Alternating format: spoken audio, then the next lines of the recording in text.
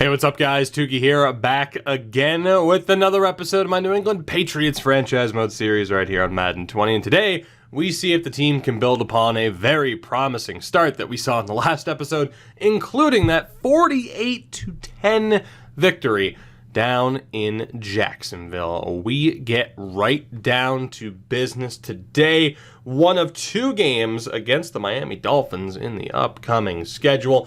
They are 1-2 thus far in the season. We have a 6 overall point edge in Monday prime time. Howard and Baker, surprisingly, no X factors to their credit. Catches me off guard a little bit. Ran a Dolphin series on Twitch when Madden first dropped and had a lot of success with those two. Kept them around. I believe we won 3 straight Super Bowls before we had to trade Jerome Baker. So, yeah, a little bit surprised to see that they haven't developed all that well thus far. I mean, I guess we're not that incredibly far into the series, all things considered. But I am very intrigued to see what we can do here today, because we've had moments, of course, where we've started off slow and come crashing back to reality. We've had moments where we have started off well, and then, you get the point. We start off well, it falls apart. We start off horribly, we build back up. I'm intrigued to see if that 3-0 start to this season is legit or not, as we do get 7 points on our opening drive. The Dolphins are able to match it, and that is where we stop for now at the end of the first quarter. It was a 6-yard rushing touchdown for Sony Michel. We go to the half. Miami not able to score there. We capitalize on that mistake. 14-7. Make it 14-12. They ended up with a safety, and now it's a 2-point game as we begin the second half. Only 14 points through that first half for us. Let's see what we can do. At the start of the third, huge plays there in the air. Leads to a touchdown, and we're on the verge of getting another one. We have the ball at the 8 to start the fourth quarter. It's 21-15. It was a 29-yard pass to Michel, and then a 39-yard touchdown pass to Trent Taylor on that particular drive. Let's see if we can score here. We do. So it's a 14-point lead after 16 seconds into this fourth quarter. It was another touchdown pass for Trent Taylor. 8 yards and a good 2-point conversion for Sony Michel. So we're looking pretty good here as Miami turns it over. Richard Sherman, the veteran, on this defense with the pick. We take over at our own 24, and a quick conversion. Sony Michel, 60-yard rushing touchdown. Good God. It's 36-15. You can't make that kind of mistake, but it is so promising to see what this defense is capable of. Although Miami does get a touchdown there with 6:02 remaining, but the amount of turnovers or takeaways we've seen from this defense already this year, it's so promising, considering, I don't want to say how thrown together it is, but how thrown together it is.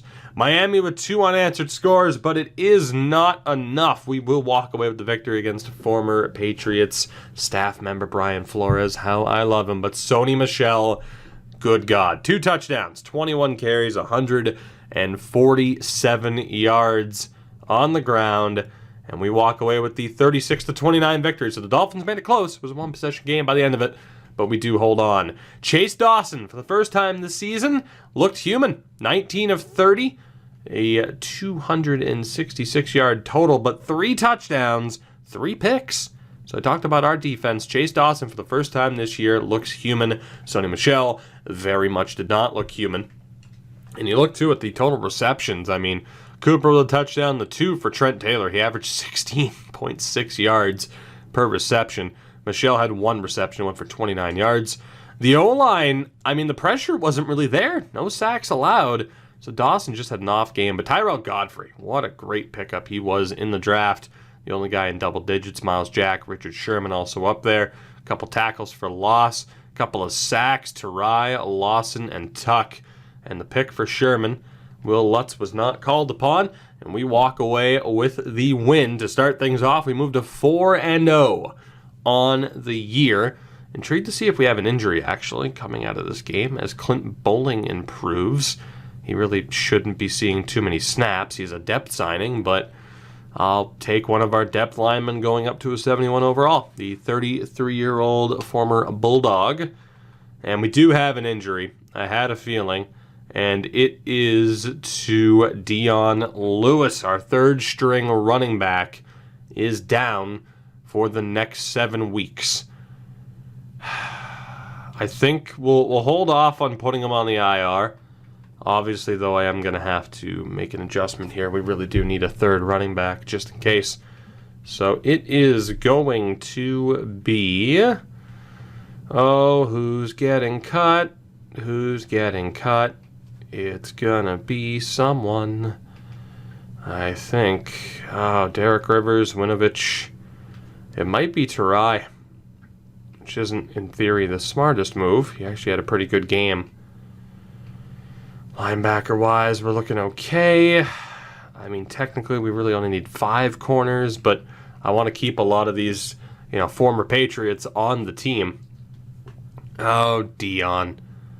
What are we going to do for you? I mean, technically, we can't cut Callaway right now, but it's going to be Tyrell Crosby. Tyrell Crosby, I'm sorry, but you're out of here, buddy. You're out of here. Well, let's bring in a random running back, and it could be Josh Adams. Is there another former Patriot that wants to sign for no reason in particular? I wish I could sign Rocco Norton, but I don't have practice squad stealing on. I actually need to get rid of all the guys that we have. Del Powers, that is technically a former Patriot. Let's bring in Josh Adams. Why not? We'll bring in Josh Adams for the next couple of weeks at least until Dion is back to 100%. We'll check the depth chart really quickly just to make sure that Damien Harris is still ahead of him. Third down back is going to, we can add Adams in the power back. Adams is actually a pretty good power back, but all 3 of our current running backs are actually. So we're looking okay. We move on. Again, 4-0. We head to Lambeau in this next week. Before that, first and foremost, upgrade point for Jawan Bentley. That will be used towards run stopper. Let's just go for overall rather than scheme fit. That gets him up to a 77. I believe the Packers were also 4-0. They are. So odds are someone will be handed their first loss of the season. Player negotiations. We have, of course, Sherman, who we're not interested in talking to, but Dexter Lawrence I am interested in talking to. And in terms of saving money long term, I'm willing to do that. He wants a little bit more money, which is fine. Levi Wallace was a random signing. I'm pretty much going to commit to not bringing him back. He's not bad, but we'll see what else is out there. Like John Ross, too, we're not going to sign. Decent chance that we bring back Damien Harris. Williams and Winovich, we shall see. But, yeah, just trying to figure out and sort out what exactly we're going to do. We know that there's going to need to be some help in the secondary, and we're still going to find that help, hopefully, pretty soon. As we will continue to scout here. Cobb, I just don't think is the real deal. I think that's the classic. This guy's actually not going to be that good at the top of the board options. So we are going to go with Brent, who is pretty damn good. Joseph, not so much. My God. All right, the secondary help could actually... it's looking a little bit better. I was going to say the secondary help could actually be a little bit weaker than one would hope, as we're already moving over to safeties. No safety, at least no free safety projected to go in the first 2 rounds, and only 1 safety is projected to go in the first round. That's Jerron Aldridge out of Texas, but he's looking like a physical beast. We'll see whether or not that is the case. So Antonio Callaway's back in the lineup. We head to Lambeau, the battle of the 4-0s. We have a 5 overall point advantage on Aaron Rodgers and the Packers at this point. They have Devontae Adams and Rodgers as their X factors, Bakhtiari, Amos, and Martinez as their superstars, but we certainly have an advantage in that department. Let's see if Dawson can get back to being the quarterback that we know he can be. It was a rough first game for him in this episode, but it's not as if we're losing confidence in him anytime soon. To find a quarterback of his caliber so soon after losing Brady was a gift. It really was a gift.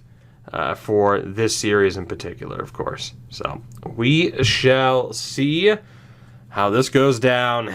Green Bay, what do you got for us? Hopefully not much. It wasn't a convincing effort against Miami. Some moments of concern. We'll see what happens here as the Packers get a field goal on the opening drive and a follow-up touchdown. They're up 10-0 through the first 15 minutes. We go to the half as we get on the board with a field goal.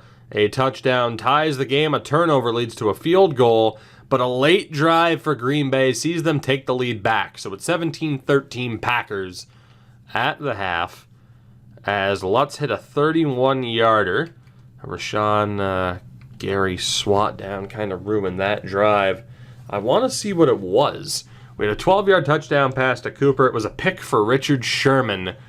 That led the way in another field goal for Lutz, but a 10-yard touchdown pass to DJ Springs. Was that Springs or Springus?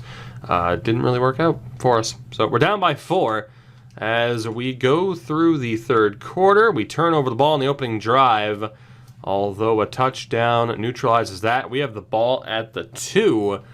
We're looking pretty good. So it was a 3-and-out. It wasn't a 3-and-out. It was a 21-yard completion and an interception for Amos that led to a Daniel Carlson field goal. We responded with a 9-yard touchdown pass to Trent Taylor, who's been amazing at his DJ Springs, by the way. And now we're on the verge of taking the lead for the very first time in this game. Let's see if we can do that. Indeed, we do. It took 10 seconds, the first play. 2-yard touchdown pass to Amari Cooper. And again, for the first time, we have the lead. Although it doesn't last long. Green Bay marches right down the field. 32-yard touchdown pass to DJ Springs. He's been amazing for them. 12 minutes left. 27 all. And a quick 3-and-out gives the advantage back to Green Bay as they march down the field, but ultimately forced to punt. I thought they would have missed a field goal there.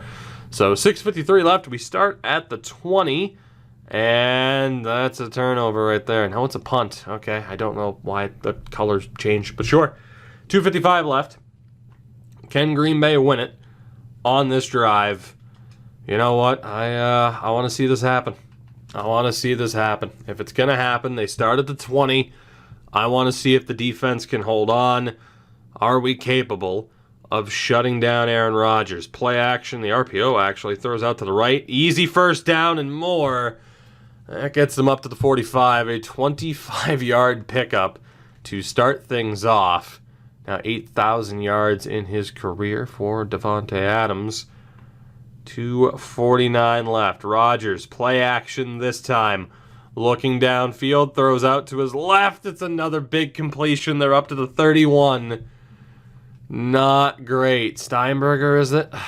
Indeed it is. This is rough. We had a couple of chances to keep the lead intact, and we've blown it thus far. Rodgers looking, gets hit, and ultimately falls forward. It's still a loss of 5. Clinton Tuck on the play.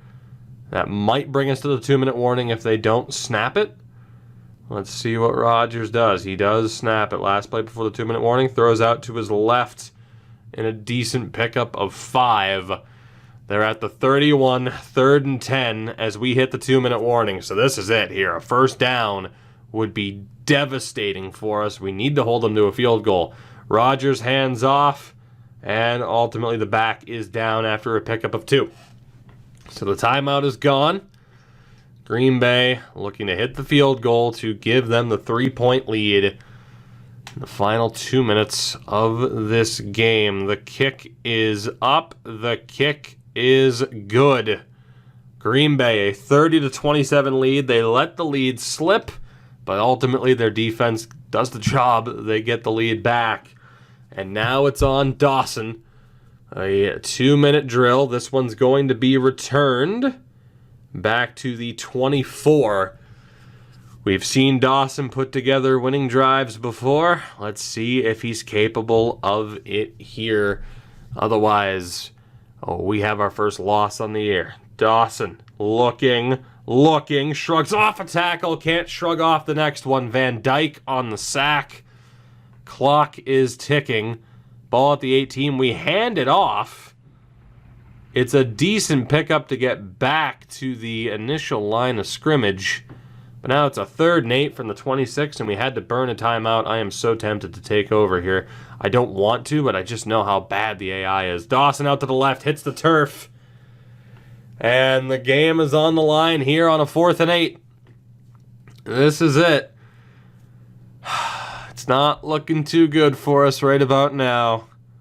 Dawson hands it off. The AI is so bad. The Packers are going to win this game. The AI is so phenomenally stupid. It is unbelievable. And that leads us to our first loss on the year. Green Bay moves to 5-0. We did not have what it took to walk away with the win at Lambeau, but my God, the AI is so bad. Dawson, 21 of 37, 281 yards, 3 touchdowns and a pick on the ground. Sony with a decent game, but not nearly as effective as he was last week. Cooper over 100 yards receiving with 2 touchdowns. You also had Trent Taylor with another touchdown. The line struggled, though. Young and Roman just weren't great. Defensively, Justin Evans and Richard Sherman led the way. A couple tackles for loss. 3 sacks on the day. The pick for Sherman. Ultimately, it wasn't enough. We lose a heartbreaker, 30-27. That is our first loss of the year. Oh, God, I do like to be hands-off and let the AI do their thing, but my God, their thing this year is self-sabotage. We return home to take on the Bengals. Although in taking a shot at them, let's be honest, they'll probably beat us now because I just said that. As Dexter Lawrence is signed long-term. We don't have any upgrades, so we'll get to the scouting and take it from there. Hopefully we can get back in the win column fairly quickly. All of that loss hasn't... I said losses because that Miami win kind of feels like a loss. If you think about it, it could have been better. Aldridge is amazing. It wasn't a great performance for us. We did sneak away with the win, but then, we go up against a Green Bay, and it certainly could have gone better. Boy, secondary help, there's not a whole hell of a lot of it there outside of Jerron Aldridge. Although right now, we still have 4 first-round picks, so Aldridge will likely be a Patriot. Let's take a look at what else we're going to need heading into next season. Quarterback-wise, of course, we're fine. Not the worst idea in the world to look at a running back. Not the worst idea. Let's take a look. The O-line, you could argue we need at least somebody in terms of an O-line improvement if we wanted to get rid of Wynn, which might not be the worst idea in the world. So let's pick up old Haywood Schnupp. Everyone's favorite coach, Haywood Schnupp. And we'll see what we have for high-end running backs, if anybody. The Sheffield. Couple of options at least. Sheffield could be the real deal as a power back. Damn. So we'll definitely keep an eye on him heading in to the draft. Let's do this. We take on the 2-3 Cincinnati Bengals. We have a 3 overall point edge. They still have Geno Atkins and AJ Green. Let's see what we can do. A near escape against Miami. A loss to Green Bay where we took the lead, simply couldn't hold on to it and couldn't get it back. We were up against the wall and battling from behind for the majority of the game to begin with. So a little bit of pressure here. This doesn't look like the team that started off the year 3-0, but it doesn't not look like the team, if you get what I mean. I think, I think there's still potential here, obviously. So let's see what we can do. And hopefully it's a nice, strong effort to begin this game, although we are going to give up a touchdown on this opening drive. Indeed we do. We respond in kind, though, and a quick turn of events sees us up 14-7. It was a 1-yard rushing touchdown for Joe Mixon. We respond with a 4-yard touchdown pass to N'Keal Harry. And ultimately, it was a 38-yard rushing touchdown for Sony Michel.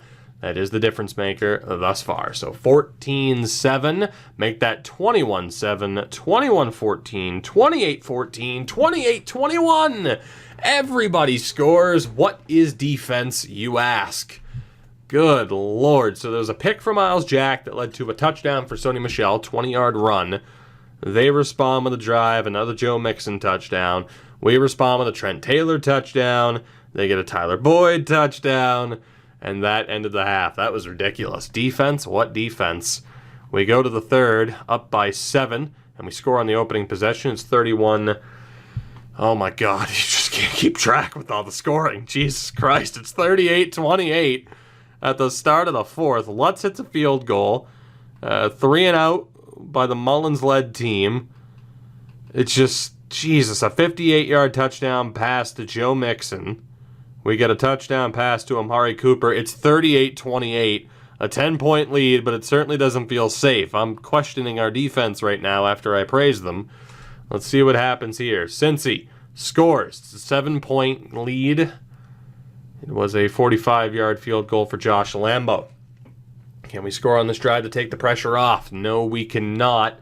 So just under 9 minutes left, and the Bengals have a chance to tie this game, but it's a 3 and out from the line, and a short punt sees us start at the 45, and we're able to take advantage of that. 45-31, a 14-point lead with 4.5 minutes left. This game should be over. Capped off with a 3-yard rushing touchdown for Sony Michel. He's had a phenomenal game.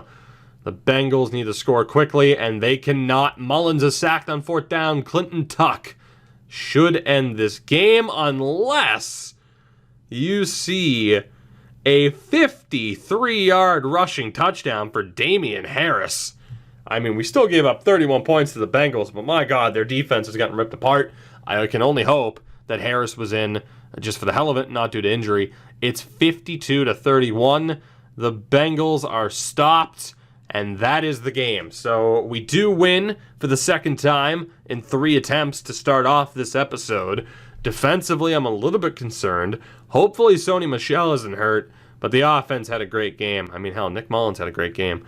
But if we look at the players that matter, Chase Dawson, 30 of 38, 373 yards, 3 touchdowns, no picks. Sony Michel, good God, 18 carries, 128 yards, 3 touchdowns. Damien Harris, 2 carries, 57 yards, and a touchdown. Receiving-wise, Hooper led the way in terms of receptions and yardage, but touchdowns for Cooper, Harry, and Taylor, 3 different guys there. Isaiah Wynn allowed the only sack. Defensively, Miles Jack had a great game, and a couple of sacks on the day as well. Barnett, Tuck, Lawson, and a half sack for Jack. The pick for Jack as well. Lutz hits the field goal. We just have to hope that Sony Michel isn't hurt. Oh, Antonio Brown. Oh, God, just that name. Whew. Clinton Tuck should be hitting an 80 overall. And indeed he does for the X Factor DT. He unlocks... No, he doesn't unlock an ability. I thought he would have. He has Unstoppable Force. Oh, 85 and a 90. I thought he was at an 80 and an 85. That's okay. Is Sony hurt? He is not. So Damien Harris just got a rare carry. We move up to 5-1. 2 games left at least in this episode. We take on Chicago and Miami again before our Week 9 bye week as Tyrell Godfrey improves. We get him up. Oh my God, he's an X Factor. Did we know that? I don't remember knowing that Tyrell Godfrey was an X Factor corner. Good God. 21 overall X Factor with a reinforcement, which is just beautiful.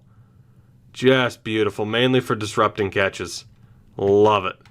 Absolutely love it. So, did he just go X Factor? I mean, I guess not. I guess he would have had it to begin with, but what a beast Tyrell Godfrey is. And you look at some of the young players that we've already picked up. I mean, Dawson has a good chance of going X Factor. N'Keal Harry also still has a decent chance of going X Factor. But defensively, Tuck is already there. Godfrey's there. We picked up Miles Jack. Reggie Choice has a chance of going X Factor as well. This defense is looking pretty damn good. I mean, there are some younger options. Obviously, we have a veteran in like Richard Sherman, but I'm really liking with where we are right now. Contract or renegotiations. I think we're going to let go of John Ross at the end of the year.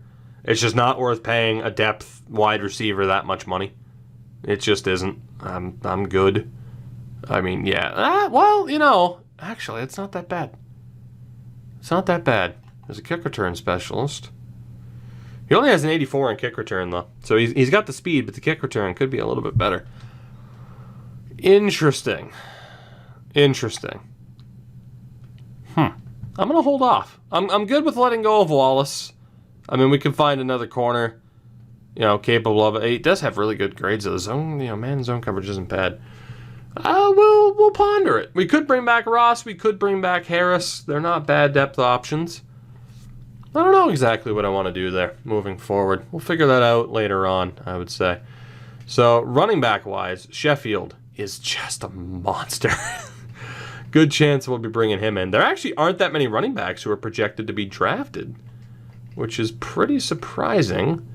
And I can see why, because for the most part, they suck outside of Sheffield. So we'll keep that in mind. But Sheffield does look like he's the type of guy that if I could get him in the second round, steal and a half. Potentially. I don't want to jinx that in case we end up with him a few episodes from now. Wideout-wise, I think we have to look at wide receivers just in case. Now, I have had terrible luck in drafting wide receivers this year. You've already seen an example of that. But we're still going to take a look just in case, because the biggest need for us for sure was the help in the secondary. And we already have that scouted. So we'll probably take a look at wideouts, probably take a look at the O-line. We'll have time to focus on scouting pretty much everybody that we would want to get a look at. So wideout-wise, let's see what is available here today. A lot of talent at wideout. Maybe not the next Randy Moss available, but still, overall, we're looking okay. Although, I do want to check to see if Hedrick has upgrade points. He does not. We do need that running back and wide receiver training boost. It's the last thing we need to get, so hopefully we can find some playoff success, and we'd likely end up with enough points. So we host the 4-1 Chicago Bears. Let's see how this goes. Sunday prime time, we have a 5 overall point advantage. In terms of X factors, they have Khalil Mack and Eddie Jackson, Kyle Fuller, and Terry Cohen as superstars. But again, now that Godfrey's there, we have some game changers on this team. So we're 2-1 in today's episode thus far. A win here guarantees a winning record. And hopefully we can get our second win against Miami in this episode after this week. But again, for now, we focus on the task at hand.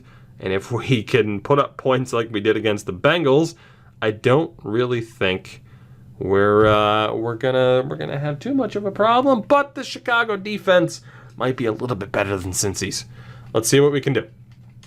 As Mitch Trubisky leads them down the field to start things off, 7-0 Chicago.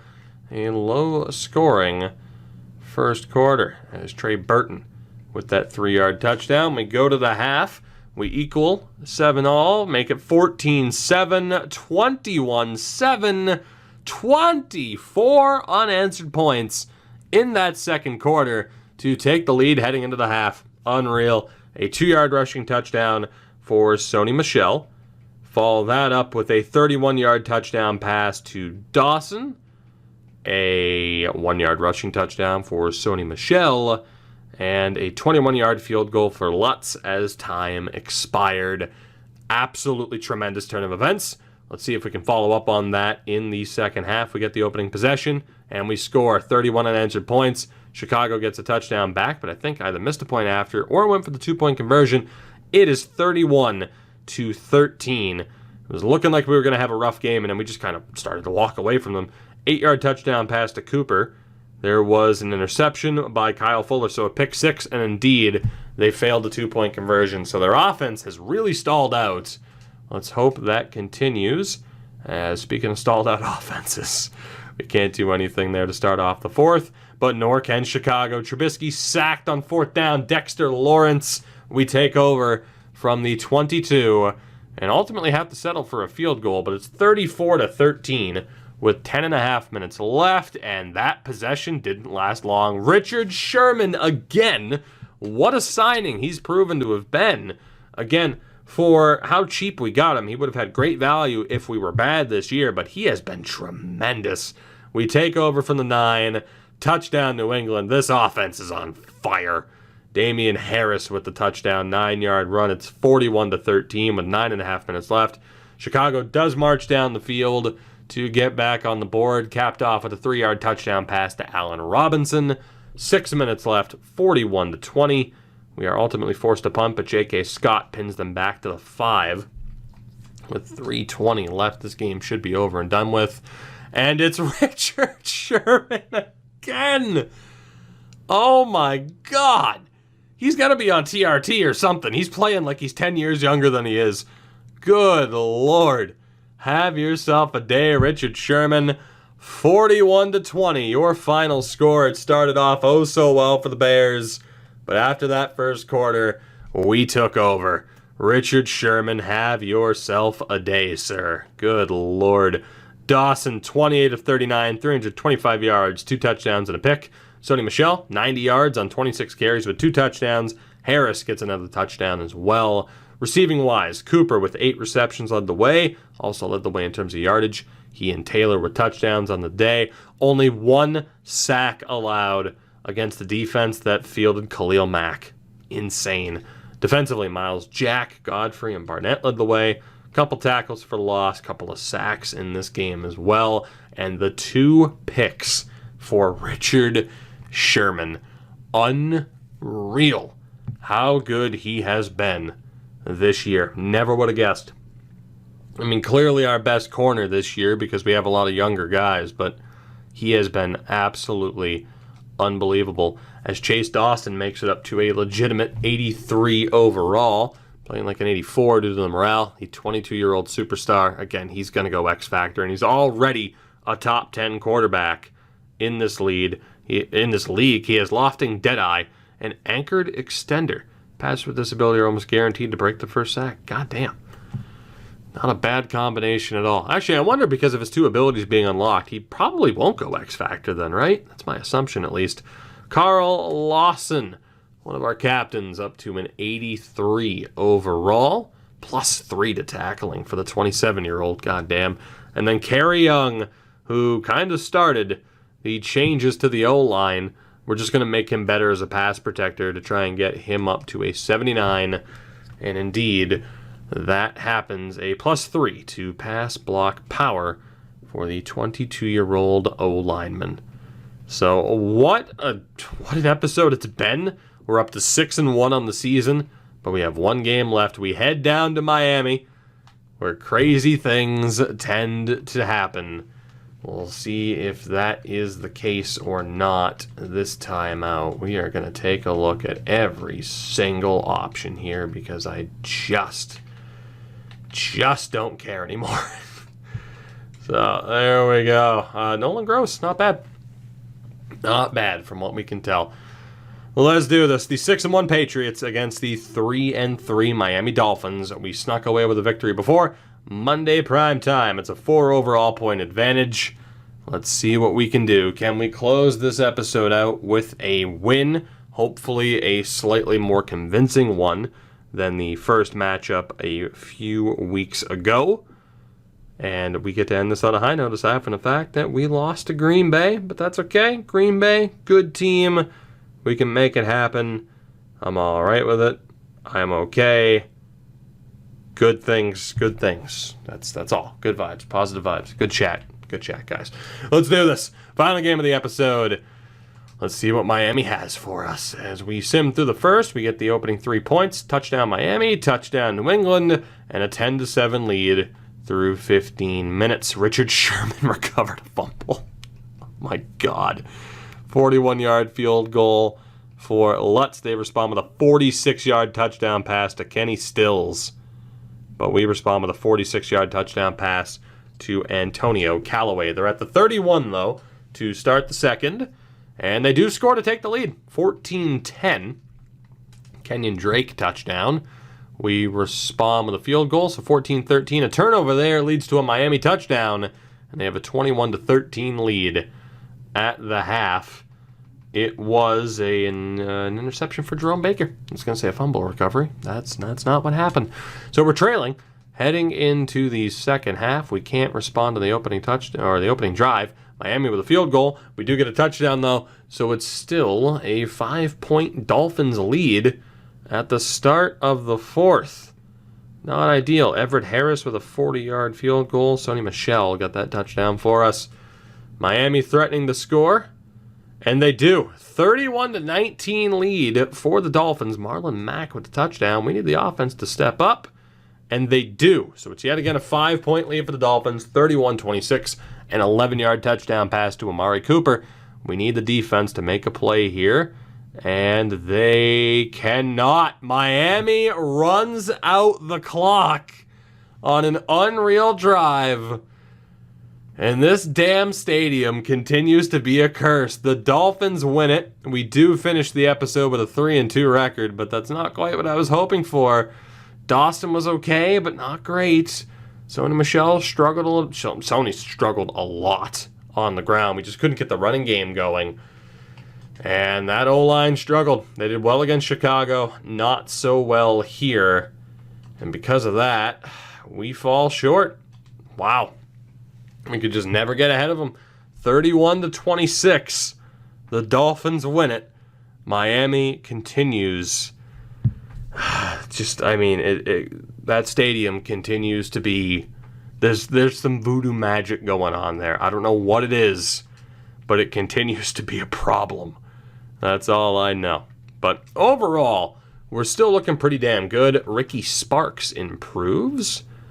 We'll make you better as a pass coverage option just to get you up to a 75 overall. It's for the best, the 22-year-old star development rookie. And in terms of scouting, we will continue to look at wide receivers. Let's see what we have here. Please. Oh my God, a lot of you guys just aren't good. That's the only way to put it. I didn't even mean to look at that guy. I didn't mean to look at him either. A lot of you guys just really aren't that good. Damian Arnold's okay. Kind of prefer for a wideout to at least have a B, straight B as their second grade. So I'm kind of not too intrigued by the B minuses. These guys are not going to be worth scouting, but I'm still going to scout them because I can. All right? Good chat. We might as well, though. I mean, put it this way again. I know a lot of them aren't going to be good, but it is cool. So we'll be taking on the 1-7 Vikings to kick off the next episode. N'Keal Harry up to an 85 overall. And that does not get him an ability slot. He will not get another one until he hits a 90, if he ever does, which could be in doubt due to that extra training boost that we normally see, or that we normally have, but we don't currently have now with this head coach. All right. Hello, lag. How are you? Will Benjamin. Not bad. Could be the Trent Taylor replacements. Couple of tight ends that could be worth it. We'll take a look at the tight ends here, too. We might as well use up the scouting points before we call it a day. Let's see here. Mr. Sadler, you are gone. Moose. Our boy Moose. The bacootie, the bocce ball. Moose, find us the next Rob Gronkowski. Please, please, please. That's a decent start. Hello. Yeah, I had a feeling Kevin Weldon was kind of garbage. A lot of guys in the second round, most of whom aren't good. But there is one, Terrence Abraham, out of the U, who could be another option that we look at moving forward. So right now, we are the top team in the AFC East. Things are looking pretty good, but this defense is looking a little bit vulnerable. It could be a problem as we move forward.